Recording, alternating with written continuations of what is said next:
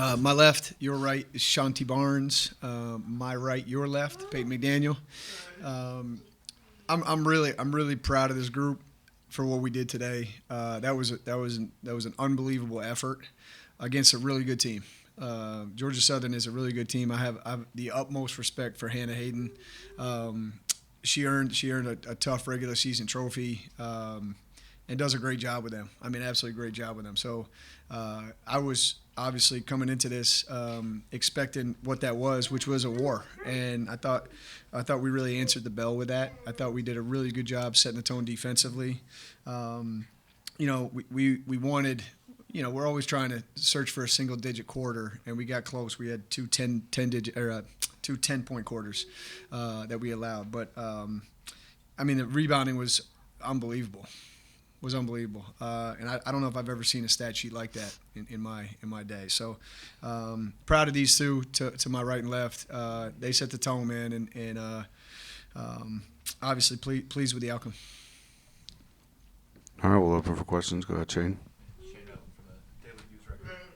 You mentioned yesterday that Georgia Southern was a team you had been able to hold into the 50s. Obviously, you do that today. Like, just how much was that the goal for this group, and how much did that get discussed yesterday?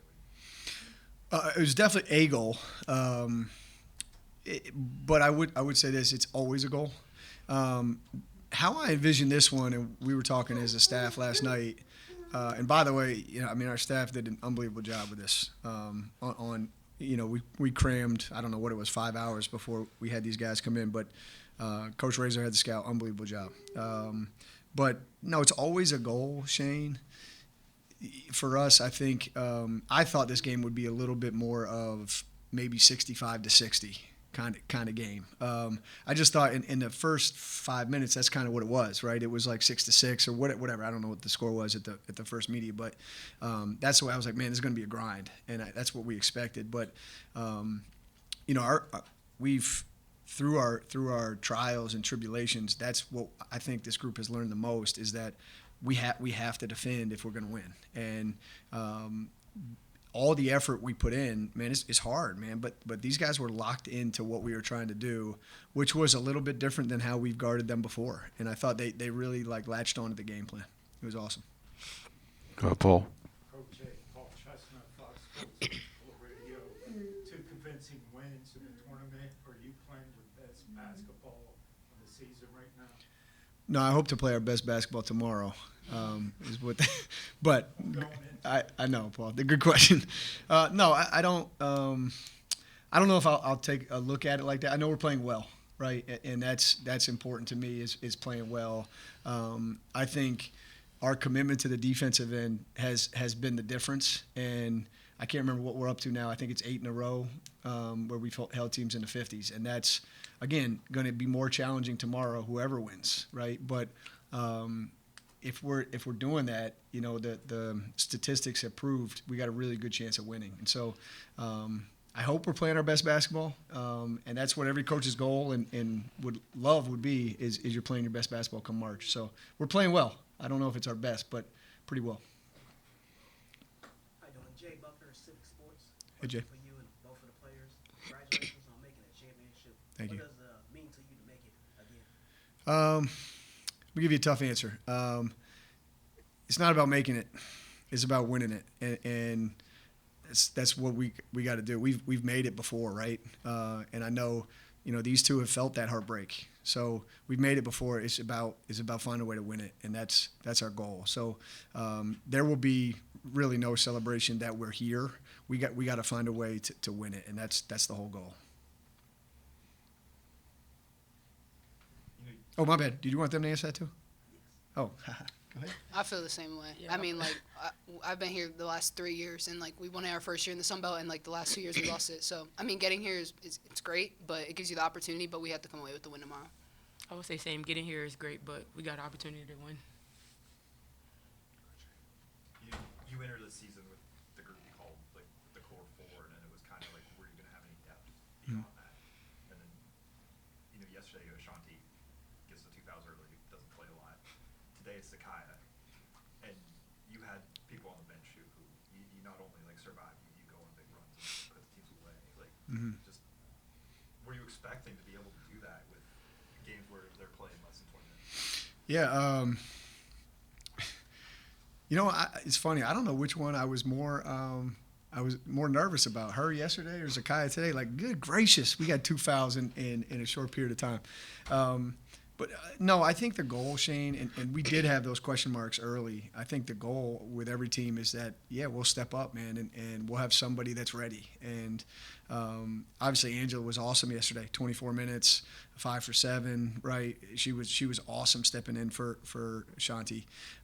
Today, even Regina, I thought Regina filled a lot of gaps for us. And she's not going to pop out on the stat sheet, but like, man, handling the ball right there, and we used, when Regina got her foul trouble, we put Bree back at the 1, and Delilah filled that spot. And so I thought Delilah's minutes late second quarter were awesome. And I told her that in the locker room. And I thought she was one of the difference makers as far as keeping us, above and on that run. I just thought she did a great job. So expecting it, no, but hoping for it, right? I think that's what you're hoping for, is that you can build a roster.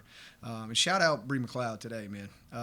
She's been great the last 2 days, but today, I couldn't believe, I had a great line of vision when Z went between her legs and zipped a left-handed pass to her. I couldn't believe she caught it. I don't know who would have caught that pass, but our bench has now, to me, been very good 2 days in a row. Go ahead, Paul. Coach, does it matter who you play tomorrow? Would you like to have another shot at Arkansas State when what happened? Doesn't matter. I went into this, and my daughter will laugh about it because she's 12, right? So she's like, well, who do you want to win? Well, who do you want? Well, South Alabama won. Is it better now? And it's like, I don't care. I really don't. Like, it's either one of those teams. They're both really, really good teams. And it doesn't necessarily matter to me. It's all about us. And that's not just a coach answer, but that's my answer. Ashanti, I doubt this mattered much to her, but obviously you guys shut down Anderson today. Was there any little extra motivation, like knowing she was Player of the Year, maybe that could have gone to Peyton, and you guys were able to kind of like settle that?